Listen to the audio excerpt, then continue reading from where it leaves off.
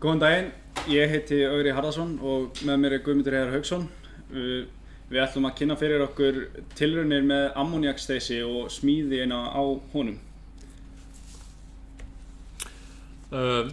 Hugmyndin á verkefninu var ekki okkar eigin, en hugmyndina átti Örn Ingvarsson, rafeinfræðingur, en hann fekk þá hugmynd að nota ammóníak til þess að frostþurrka matvæli. Örn leitaði til vélstjórnarnemanda í lokaverkefnis áfanga til þess að gera tilraunir tengdar þessu. Gott að við útskýrjum hérna í byrjun hvað felst í því að frostþurrka matvæli. Frostþurrkun byggir á því að frosin afurð sett inn í klefa og settur undirþrýstingur á klefan, sem gerir það að verkum að hægt að ná frosnu vatni úr afurðinni án þess að vatnið fari í fljótandi form. Það að segja, vatninu breytt beint úr ís yfir í gufu. Þetta verður til þess að afurðin verður betri og heldur upprunalegum eiginleikum sínum mikið betur. Það má nefna til dæmis lit, áferð, næringagildi og bragð. Til þess að mynda umræddan undirþrýsting var hugmyndin sú að byggja upp þrýsting og keyra ammóníak í gegnum þeysi og með því fella þrýstingin og mynda undirþrýstingin sem til þarf. 0,6 millibör þrýstingurinn sem æskilegur til frostþurrkunar, en ákveðið var að setja það ekki sem markmið að ná þessu mikla undirþrýsting, heldur frekar að kanna hvort undirþrýstingurinn sem myndast sé línulegur. Tökum sem dæmi að við myndum setja 10 bara þrýsting inn á þeysin og út úr honum myndum við fá 0,4 bör í undirþrýsting. Og svo myndum við athuga hvort við fáum 0,8 bar í undirþrýsting ef við setjum 20 bara þrýsting inn á þeysin. Í hefðbundnum aðstæðum fer vatn sem í föstu formi, það að segja í ísformi, yfir í fljótandi form og svo yfir í gas eða gufu. Á þessari glæru má hins vegar sjá að þegar vatn sett undir þrípunktinn svokallaða, sem sést á línuritinu, þá sleppur vatnið við það að fara í fljótandi form og fer beint úr ís yfir í gufuform. Þetta gefur afurðinni, eins og áður kom fram, betri eiginleika og hindrar það að hún dragi í sig vatnið þegar varan afþýtt. Við lögðum upp með því að smíða prufubekk sem myndi gera okkur kleift að gera rannsóknir á því hvernig ammóníak hegðar sér þegar það sett í gegnum þeysi. Eins og við hverja smíði eða hönnun þá voru hugmyndir að því hvernig þetta gæti litið út. Þetta hérna eru fyrstu teikningar af því hvernig prufubekkurinn gæti litið út og hvernig við höfum hugsað að allt kerfið gæti litið út. En eins og í öllum verkefnum þá eru hluti sem breytast og þeir gerðu það sannarlega. Til þess að það væri mögulegt að framkvæma verkefnið var nauðsynlegt að geta tengt prufubekkin okkar við þrýstikerfi sem vinnur á ammóníaki. Stærsta dæmið slíkt kerfi hérna í Eyjafirði Fiskvinnsla útgerðarfélags Akureyrar. Farið var á fund með Elíasi Þorsteinssyni kennara og Jakobi Björnssyni, vélstjóra í útgerðarfélaginu. Jakob tók með eindæmum vel í hugmyndina og lagði okkur lið í verkefninu og komumst við að því hvar var hægt að tengja prufubekkin inn í kerfið og jafnframt skila aftur ammóníaki inn á kerfið. Ásamt því fengum við prýðisgóða skoðunarferð frystihúsið. Nú þegar að forsendur voru komnar að verkefnið væri framkvæmanlegt, þá vantaði að finna samstarfsaðila í smíðina á pröfubekknum sem getur veitt faglega ráðgjöf og innsýn. Til þess að geta skýrt hugmyndina fyrir hugsanlegum fyrirtækjum var teiknuð þessi kerfismynd og á myndinni má sjá að ákveðið var að notast við tíðnistýrða ammóníakstælu með framhjálhlaupi til þess að geta fínstillt þrýstinginn inn á þeysin. Þeysirinn útbúinn með 3 þrýstimælum sem mæla þrýstinginn inn á þeysi, út af þeysi og svo sogþrýstinginn. Í samstarfi við Jakob og Ella var komist að þeirri niðurstöðu að best væri að taka kælimiðil út af safnhylki og skila því frá okkur inn á dælkút. Kælismiðjan Frost rótgróið fyrirtæki í hönnun og uppsetningu á kæli- og frystikerfum og gaf því auga leið að samstarf við þá myndi henta okkur rosalega vel. Farið var á fund með Guðmundi og Elíasi. Guðmundur er framkvæmdastjóri Frost og var verkefnið kynnt fyrir honum. Fundurinn fór vel fram og landaði samstarfi við kælusmiðuna sem átti eftir að reynast verkefninu alveg gjörsamlega ómetanlegt. Það kom fljótt upp í ferlinu hjá okkur að okkur vantaði þeysi. Eimur, sem er nýsköpunar- og þróunardeild svæðisins, hafði fyrir okkar hönd samband við Matís til að sjá hvort þeir ættu þeysi úr fyrri tilraunum þeirra með frostþurrkun. Það ferli skilaði því miður engu og var þá bara eitt í stöðunni hjá okkur og það var að smíða þeysin sjálfir. Eftir leit á netinu sáum við að það var ekki beint mikið úrval af ammóníaksþeysum sem geta myndað undirþrýstinginn sem okkur vantaði, þannig við fórum bara beint í það að hanna okkar eigin sem hentaði okkar kerfi. Við fengum þeysa frá útgerðarfélaginu og frá skólanum sem við mældum og við komumst að því að þeysarnir fylgdu nánast svipuðum hlutföllum á lengd og díamíter rörana. Við tókum þessi hlutföll og notuðum þau í okkar smíði. En þetta voru þeysar fyrir vatn eða gufu. Það þýddi að opið í spíssanum í okkar þeysi þyrfti að vera töluvert minna en í venjulegum þeysum vegna eðlisþyngdar ammóníaks.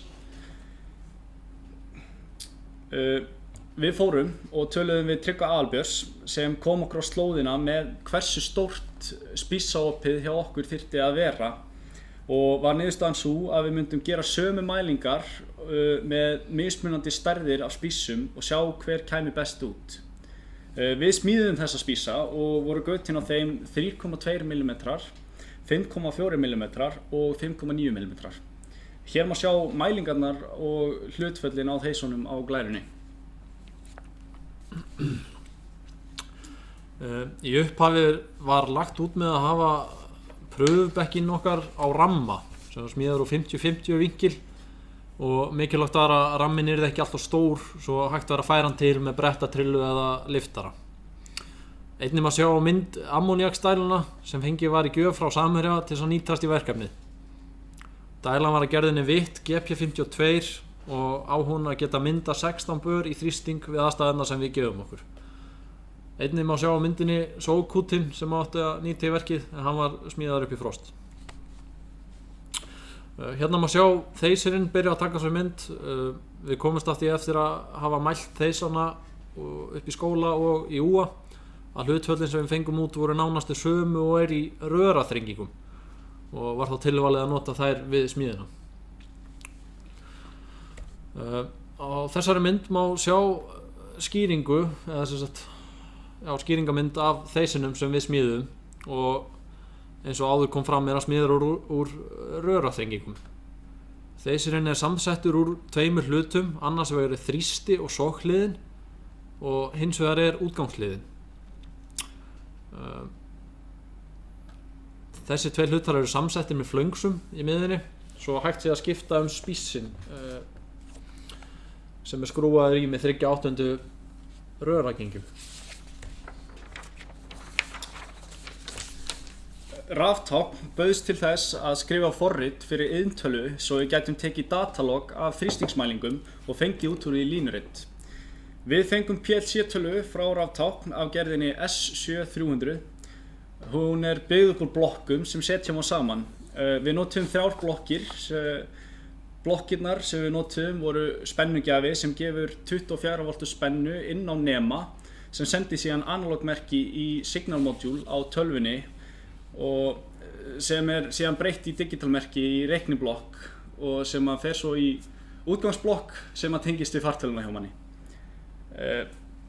Svona leit PLC-tölan út þegar búið var að tengja hana við nemana og búið að koma henni fyrir á viðablötu sem var gjöf frá trésmíðadeild skólans. Og hérna má sjá líka rafmagnsteikninguna fyrir þessar tengingar við nemana. Þar sem við vorum að reyna að klára verkefnið fyrir settan skiladag var það ekki að skemmtilegasta í heimi þegar að það kom upp vandamál en eins og gáfamaður sagði einu sinni, það eru engin vandamál, bara lausnir. Ég og Guðmundur unnum eftir þessum orðum en fyrsta vandamálið okkar var að flangsarnir fyrir dælunar voru ekki til og við þurftum að renna glænýja ferkanta háþrýstiflangsa Annar með brjósti út og við inntakið á dælunni og hinn flangsinn var með innrendu slotti til að taka við brjósti á úthlið dælunar. Hitt vandamálið okkar var svo tíðnibreytir. Við vorum búin að vonast eftir því að geta stjórnað mótornum á dælunni, ammóníaksdælunni, með tíðnibreyti, en þá þurftum við að finna hann. Eftir þó nokkra leit fannst tíðnibreytir í kjallara skólan sem Guðmundur Ingi Geirsson, kennari sem hafði hjálpað okkur með rafmagnshluta verkefnisins, fann og lét okkur hafa. Eftir að við tengdum hann og ætlum að fara að prófa, kom í ljós að sá tíðnibreyti virkaði ekki, en sem betur fer fengum við annan tíðnibreyti frá Erni Rafthátt sem hann fékk frá TDK á Akureyri. Sá tíðnibreytir virkaði sem betur fer. Tíðnibreytirinn umræddi var frá framleiðandanum ABB og hentaði prýðilega í verkefnið. Kerfið var síðan þrýstiprófað með köfnunarefni við 16 bör og var það til þess að sannreyna að engin leki væri á kerfinu áður en við myndum tengja okkur við þrýstikerfið niður í úa. Og hérna á myndinni má sjá loka útkomu smíðarinnar.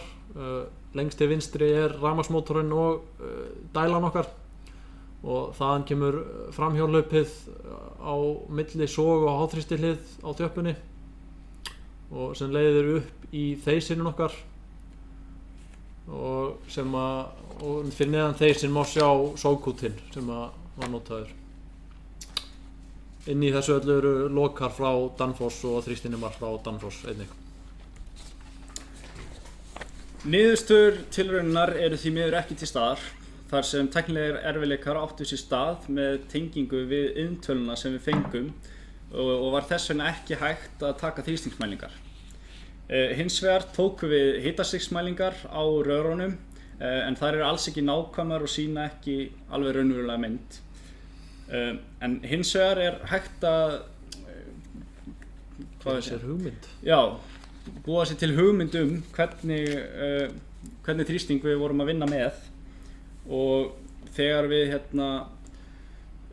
hleyptum ammóníaki inn á kerfið þá myndaðist hrím á úthlið þeysisins sem segir okkur að þeysirinn er að vinna alveg eins og hann á að vera að gera. Hann tekur ammóníaki í gegnum sig og fellir þrýstinginn þannig að það kólni allt eftir spís. Hitastigið sem við mældum á rörunum að þeysinum var -2,5 gráður á Celsius sem jafngildir 2,89 börum af þrýsting við sjávarmál. Hitastigið á lögnunum út af vektor og á soghlið hans voru annars vegar -38 gráður Celsius sem jafngilda -0,22 börum við sjávarmál sem er undirþrýstingur. Andrúmsloftþrýstingur er 1,01 bar og ef við drögum þennan 0,22 bör í undirþrýsting frá þá fáum við í rauninni 0,79 bör í undirþrýsting sem er 20-25% fullkominn undirþrýstingur.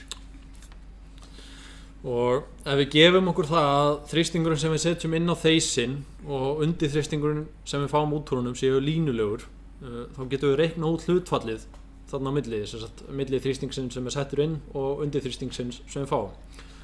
Við gerum það með því að deila þessum 0,22 með 2,89.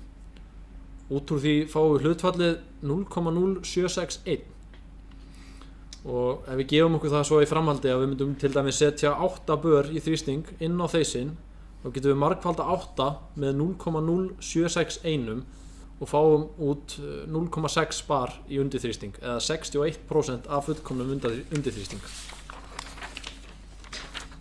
Til að frostþurrka þarf 99% fullkominn undirþrýsting sem segir okkur að við hefðum þurft að ná 1 bari í undirþrýsting.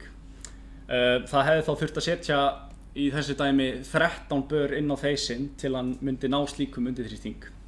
En þetta eru að vísu bara fræðilega pælingar og vegna þess að við vitum í raun ekki raunverulega hlutfall milli þrýstingsins sem við setjum inn á þeysin og það sem við fáum út úr honum, þá getum við því miður ekki sagt hversu vel hugmyndin hans Arnars hjá Rafthátt gæti virkað. Á fundi sem við áttum með Erni hjá Raftákn var þó gert ráð fyrir að í fullbúnu frostþurrkunarkerfi þyrfti að setja alltaf 30 bara þrýsting inn á þeysi og teljum við að með þeim þrýsting sé líklega mögulegt að mynda undirþrýstingin sem nauðsynlegur til frostþurrkunar. Þetta var okkar kynning á lokaverkefninu okkar og erum við heilt yfir nokkuð ánægðir með verkefni í heild sinni og smíðina.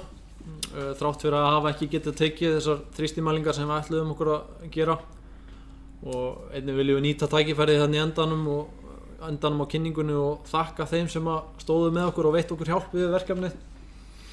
Og hérna á glærunni má sjá alla þá helstu en verkefnið hefði ekki verið mögulegt án þeirra hjálpar.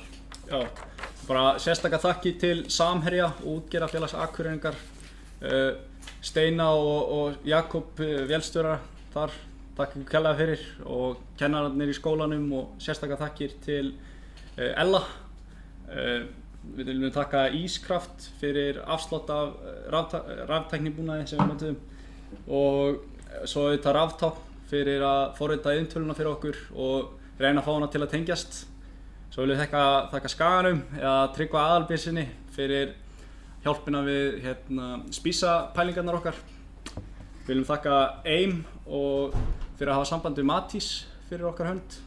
Svo viljum við þakka Hamri á Akureyri fyrir lán á bíl til að flytja verkefni okkar á milli og einnig láni á verkstæðinu til að renna háþrýstiflangsana.